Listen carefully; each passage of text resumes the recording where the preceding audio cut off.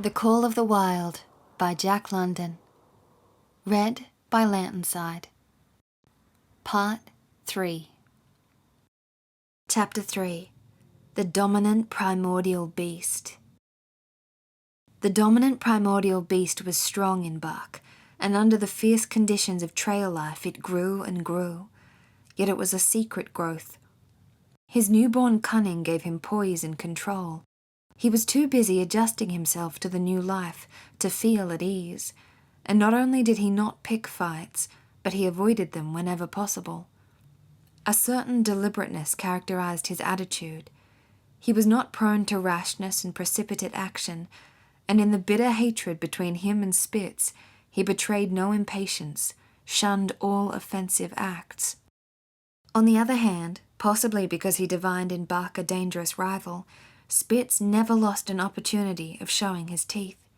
He even went out of his way to bully Buck, striving constantly to start the fight which could end only in the death of one or the other.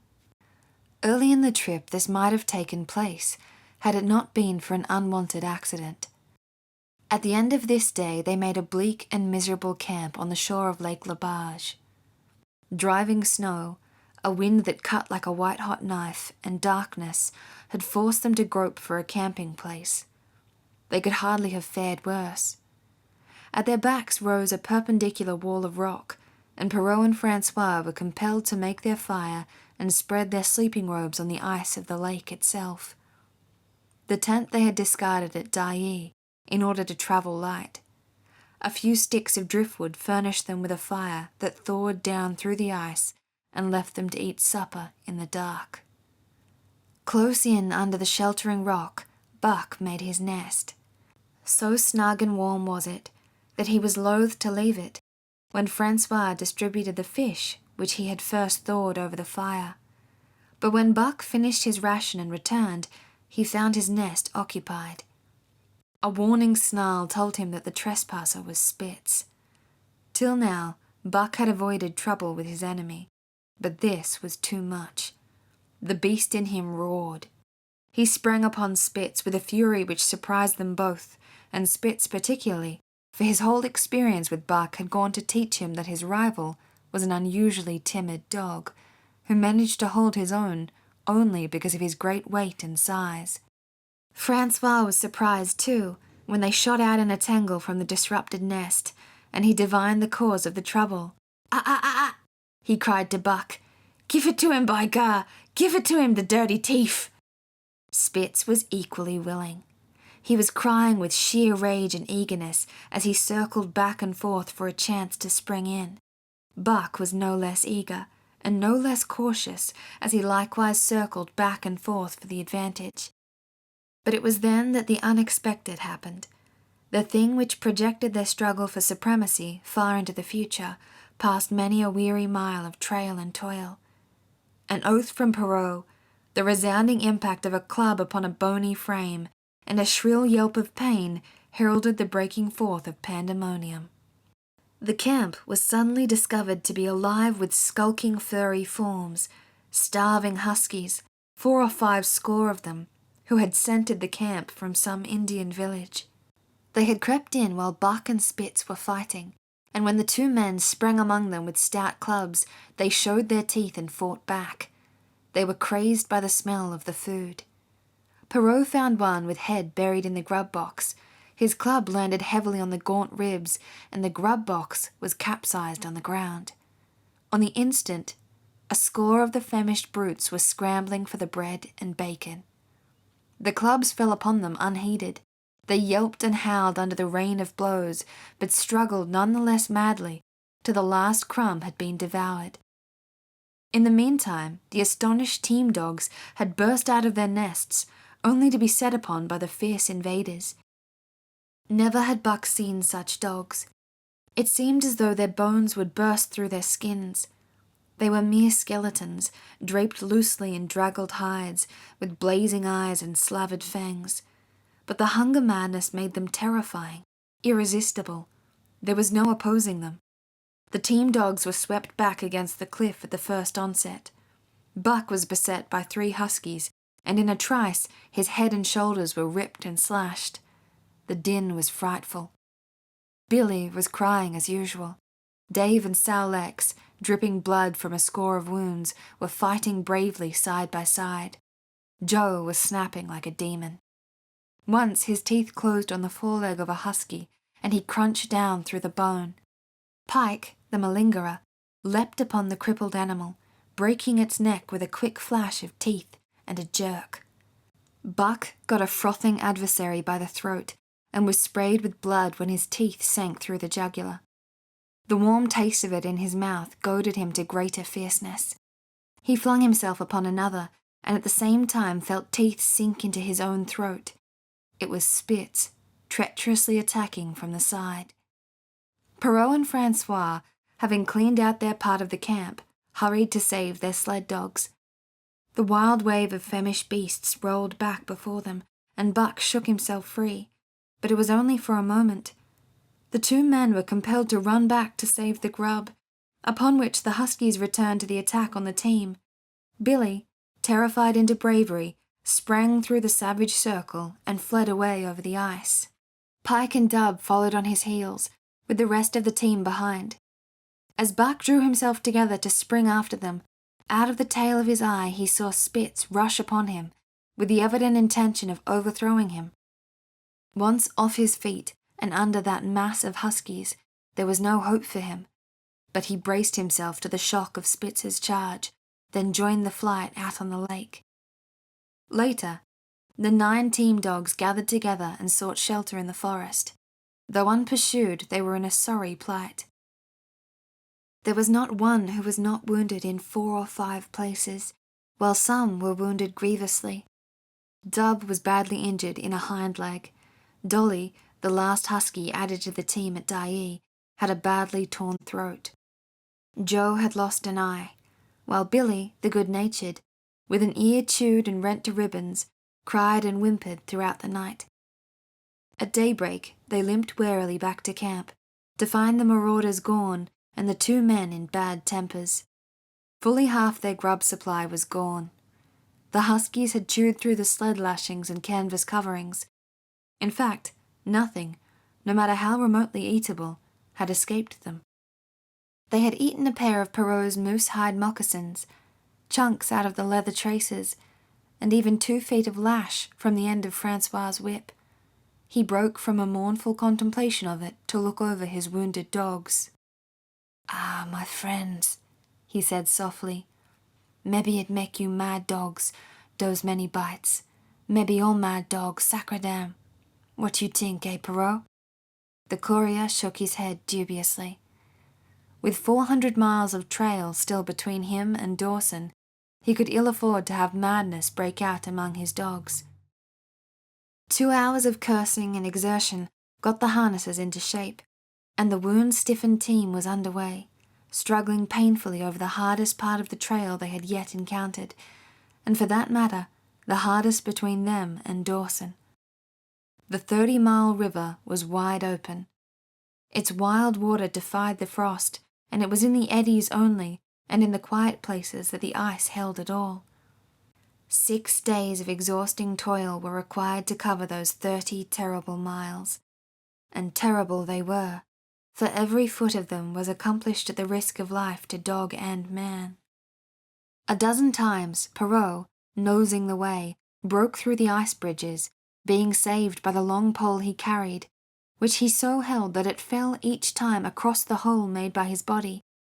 But a cold snap was on, the thermometer registering 50 below zero, and each time he broke through, he was compelled for very life to build a fire and dry his garments. Nothing daunted him. It was because nothing daunted him that he had been chosen for government courier.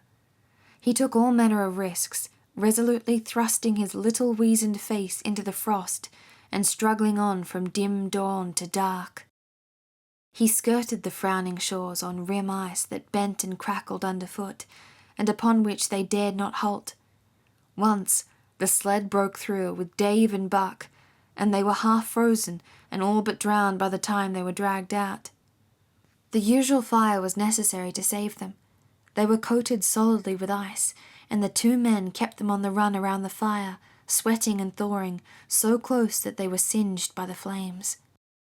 At another time, Spitz went through, dragging the whole team after him up to Buck, who strained backward with all his strength, his forepaws on the slippery edge, and the ice quivering and snapping all around.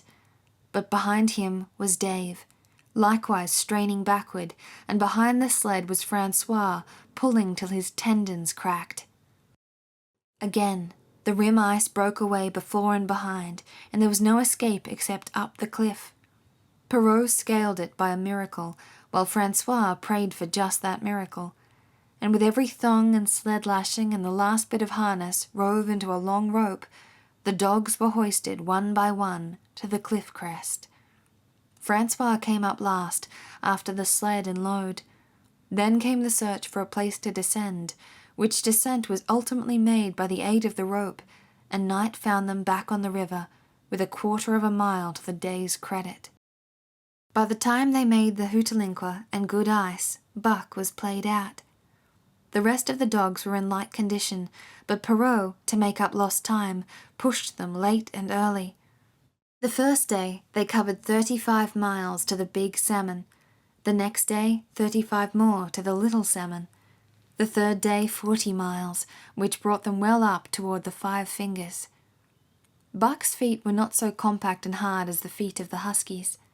His had softened during the many generations since the day his last wild ancestor was tamed by a cave dweller or riverman. All day long he limped in agony, and camp, once made, lay down like a dead dog. Hungry as he was, he would not move to receive his ration of fish, which Francois had to bring to him. Also, the dog driver rubbed Buck's feet for half an hour each night after supper, and sacrificed the tops of his own moccasins to make 4 moccasins for Buck.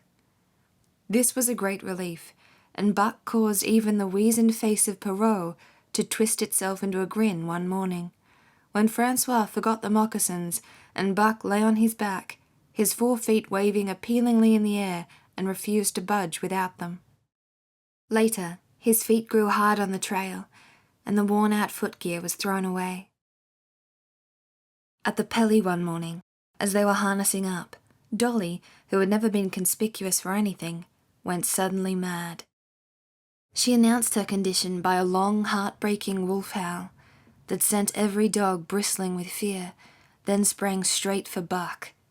He had never seen a dog go mad, nor did he have any reason to fear madness, yet he knew that here was horror, and fled away from it in a panic. Straight away he raced, with Dolly, panting and frothing, 1 leap behind. Nor could she gain on him, so great was his terror, nor could he leave her, so great was her madness. He plunged through the wooded breast of the island, flew down to the lower end, crossed a back channel filled with rough ice to another island, gained a 3rd island, curved back to the main river, and in desperation started to cross it. And all the time, though he did not look, he could hear her snarling just 1 leap behind. Francois called to him 1/4 of a mile away, and he doubled back, still 1 leap ahead, gasping painfully for air, and putting all his faith in that Francois would save him. The dog driver held the axe poised in his hand, and as Buck shot past him, the axe crashed down upon Mad Dolly's head. Buck staggered over against the sled, exhausted, sobbing for breath, helpless. This was Spitz's opportunity. He sprang upon Buck, and twice his teeth sank into his unresisting foe, and ripped and tore the flesh to the bone. Then Francois's lash descended, and Buck had the satisfaction of watching Spitz receive the worst whipping as yet administered to any of the teams. "One devil, dat Spitz," remarked Perrault. "Some damn day him kill dat Buck." "Dat Buck 2 devils," was Francois's rejoinder. "All the time I watch dat Buck I know for sure. Listen, some damn fine day him get mad like hell, and then him chew dat Spitz all up and spit him out on the snow. Sure, I know." From then on, it was a war between them. Spitz, as lead dog, and acknowledged master of the team, felt his supremacy threatened by this strange Southland dog.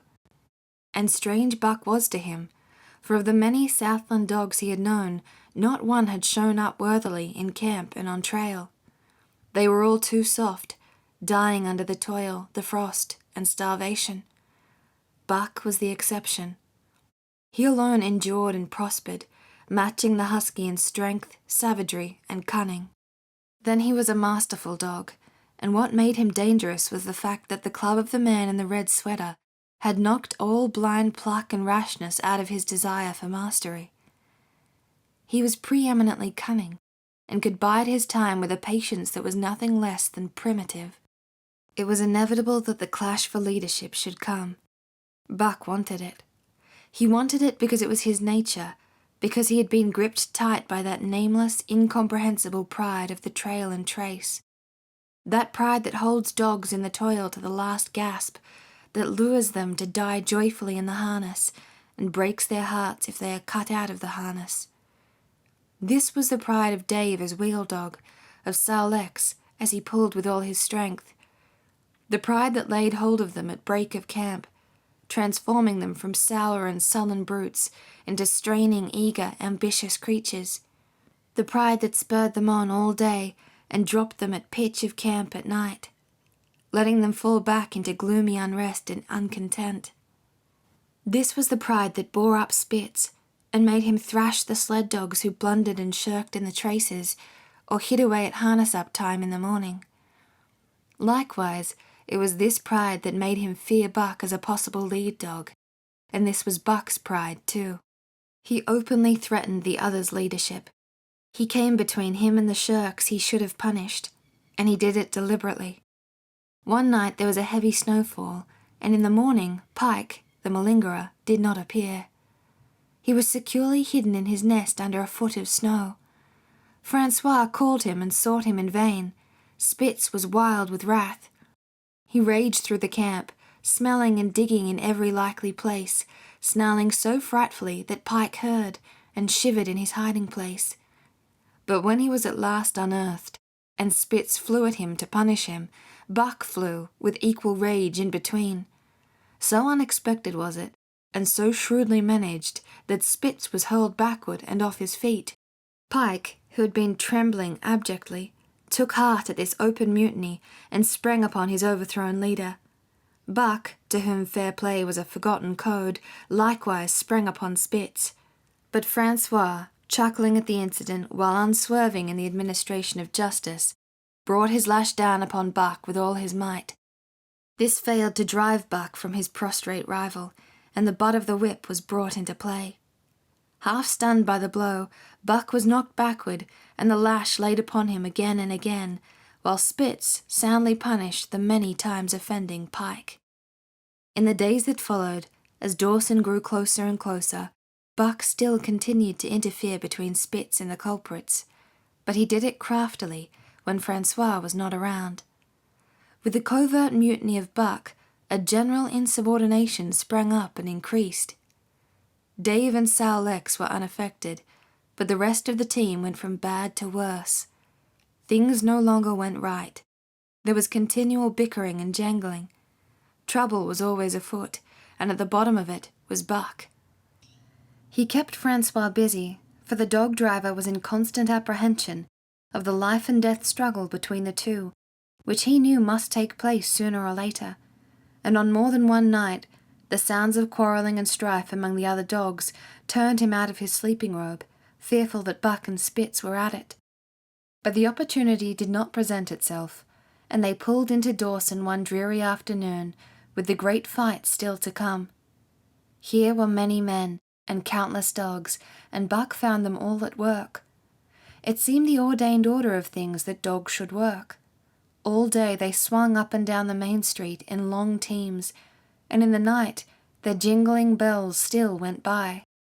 They hauled cabin logs and firewood, freighted up to the mines, and did all manner of work that horses did in the Santa Clara Valley. Here and there Buck met Southland dogs, but in the main they were the wild wolf husky breed. Every night, regularly, at 9, at 12, at 3, they lifted a nocturnal song, a weird and eerie chant, in which it was Buck's delight to join. With the aurora borealis flaming coldly overhead, or the stars leaping in the frost dance, and the land numb and frozen under its pall of snow, this song of the huskies might have been the defiance of life, only it was pitched in minor key, with long-drawn wailings and half-sobs, and was more the pleading of life, the articulate travail of existence. It was an old song, old as the breed itself, one of the first songs of the younger world, in a day when songs were sad. It was invested with the woe of unnumbered generations, this plaint by which Buck was so strangely stirred. When he moaned and sobbed, it was with the pain of living that was of old the pain of his wild fathers, and the fear and mystery of the cold and dark that was to them fear and mystery. And that he should be stirred by it marked the completeness with which he harked back through the ages of fire and roof, to the raw beginnings of life in the howling ages. 7 days from the time they pulled into Dawson, they dropped down the steep bank by the barracks to the Yukon trail, and pulled for Dyea and salt water. Perrault was carrying dispatches, if anything more urgent than those he had brought in. Also, the travel pride had gripped him, and he purposed to make the record trip of the year. Several things favoured him in this. The week's rest had recuperated the dogs and put them in thorough trim. The trail they had broken into the country was packed hard by later journeyers. And further, the police had arranged in 2 or 3 places deposits of grub for dog and man, and he was travelling light. They made 60 Mile, which is a 50-mile run, on the first day, and the second day saw them booming up the Yukon, well on their way to Pelly. But such splendid running was achieved not without great trouble and vexation on the part of Francois. The insidious revolt led by Buck had destroyed the solidarity of the team. It no longer was one dog leaping in the traces. The encouragement Buck gave the rebels led them into all kinds of petty misdemeanours. No more was Spitz a leader greatly to be feared. The old awe departed, and they grew equal to challenging his authority. Pike robbed him of half a fish one night, and gulped it down under the protection of Buck. Another night, Dub and Joe fought Spitz, and made him forego the punishment they deserved. And even Billy, the good-natured, was less good-natured, and whined not half so placatingly as in former days. Buck never came near Spitz without snarling and bristling menacingly. In fact, his conduct approached that of a bully, and he was given to swaggering up and down before Spitz's very nose. The breaking down of discipline likewise affected the dogs in their relation with one another. They quarrelled and bickered more than ever among themselves, till at times the camp was a howling bedlam. Dave and Sal Lex alone were unaltered, though they were made irritable by the unending squabbling. Francois swore strange barbarous oaths, and stamped the snow in futile rage, and tore his hair. His lash was always singing among the dogs, but it was of small avail. Directly his back was turned, they were at it again. He backed up Spitz with his whip, while Buck backed up the remainder of the team. Francois knew he was behind all the trouble, and Buck knew he knew, but Buck was too clever ever again to be caught red-handed. He worked faithfully in the harness, for the toil had become a delight to him, yet it was a greater delight, slyly, to precipitate a fight amongst his mates, and tangle the traces. At the mouth of the Tarkina, one night after supper, Dub turned up a snowshoe rabbit, blundered it, and missed. In a second, the whole team was in full cry. 100 yards away was a camp of the Northwest Police, with 50 dogs, huskies all, who joined the chase. The rabbit sped down the river, turned off into a small creek, up the frozen bed of which it held steadily. It ran lightly on the surface of the snow, while the dogs ploughed through by main strength. Buck led the pack, 60 strong, around bend after bend, but he could not gain. He lay down low to the race, whining eagerly, his splendid body flashing forward leap by leap in the wan white moonlight. And leap by leap, like some pale frost wraith, the snowshoe rabbit flashed on ahead. All that stirring of old instincts, which at stated periods drives men out from the sounding cities, to forest and plain, to kill things by chemically propelled leaden bullets, the bloodlust, the joy to kill, all this was Buck's. only it was infinitely more intimate. He was ranging at the head of the pack, running the wild thing down, the living meat, to kill with his own teeth and wash his muzzle to the eyes in warm blood. There is an ecstasy that marks the summit of life, and beyond which life cannot rise. And such is the paradox of living. This ecstasy comes when one is most alive, and it comes as a complete forgetfulness that one is alive. This ecstasy, this forgetfulness of living, comes to the artist, caught up and out of himself in a sheet of flame. It comes to the soldier, war-mad on a stricken field and refusing quarter, and it came to Buck, leading the pack, sounding the old wolf cry, straining after the food that was alive and that fled swiftly before him through the moonlight. He was sounding the deeps of his nature, and of the parts of his nature that were deeper than he, going back into the womb of time.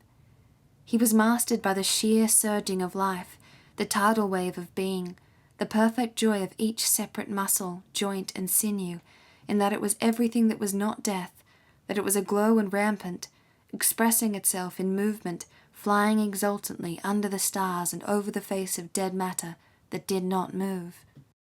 But Spitz, cold and calculating even in his supreme moods, left the pack, and cut across a narrow neck of land where the creek made a long bend around.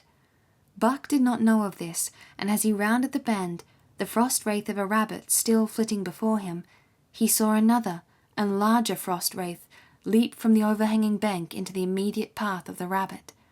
It was Spitz. The rabbit could not turn, and as the white teeth broke its back in mid-air, it shrieked as loudly as a stricken man may shriek. At sound of this, the cry of life plunging down from life's apex in the grip of death, the full pack at Buck's heels raised a hell's chorus of delight. Buck did not cry out. He did not check himself, but drove in upon Spitz, shoulder to shoulder, so hard that he missed the throat. They rolled over and over in the powdery snow. Spitz gained his feet almost as though he had not been overthrown, slashing Buck down the shoulder and leaping clear. Twice his teeth clipped together, like the steel jaws of a trap, as he backed away for better footing, with lean and lifting lips that writhed and snarled. In a flash, Buck knew it. The time had come. It was to the death. As they circled about, snarling, ears laid back, keenly watchful for the advantage, the scene came to Buck with a sense of familiarity. He seemed to remember it all, the white woods and earth and moonlight, and the thrill of battle. Over the whiteness and silence brooded a ghostly calm. There was not the faintest whisper of air, nothing moved, not a leaf quivered, the visible breaths of the dogs rising slowly and lingering in the frosty air. They had made short work of the snowshoe rabbit, these dogs that were ill-tamed wolves, and they were now drawn up in an expectant circle. They too were silent, their eyes only gleaming, and their breaths drifting slowly upward. To Buck it was nothing new or strange, this scene of old time. It was as though it had always been, the wonted way of things. Spitz was a practiced fighter. From Spitzbergen through the Arctic and across Canada and the Barrens, he had held his own with all manner of dogs and achieved to mastery over them. Bitter rage was his, but never blind rage. In passion to rend and destroy, he never forgot that his enemy was in like passion to rend and destroy. He never rushed till he was prepared to receive a rush, never attacked till he had first defended that attack. In vain, Buck strove to sink his teeth in the neck of the big white dog. Wherever his fangs struck for the softer flesh, they were countered by the fangs of Spitz. Fang clashed fang, and lips were cut and bleeding, but Buck could not penetrate his enemy's guard.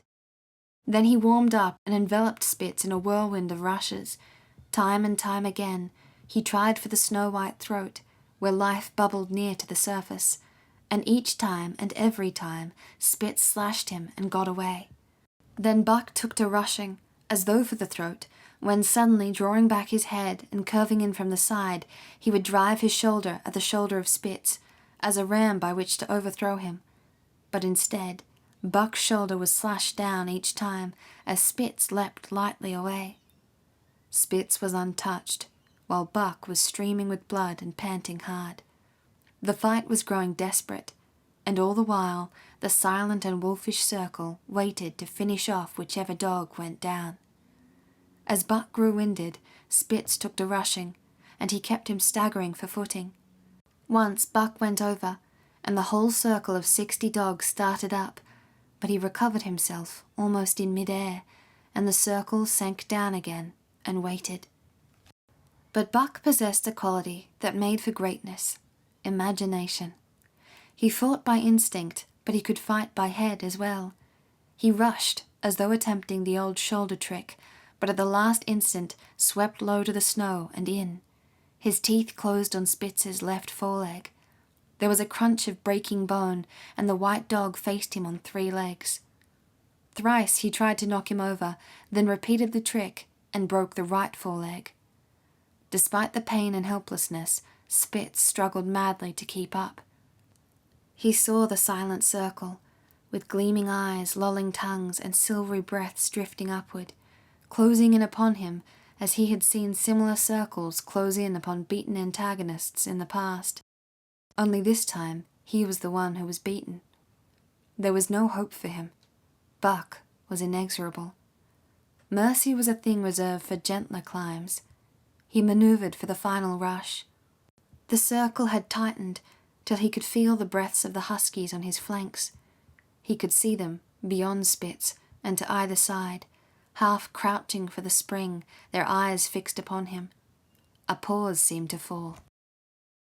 Every animal was motionless, as though turned to stone. Only Spitz quivered and bristled as he staggered back and forth, snarling with horrible menace, as though to frighten off impending death.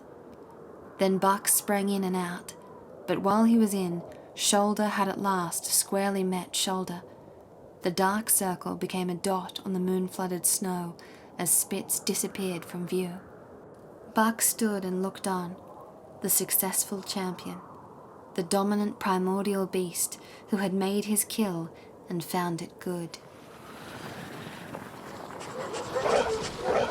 End of Part 3 of The Call of the Wild by Jack London. Read by Lanternside.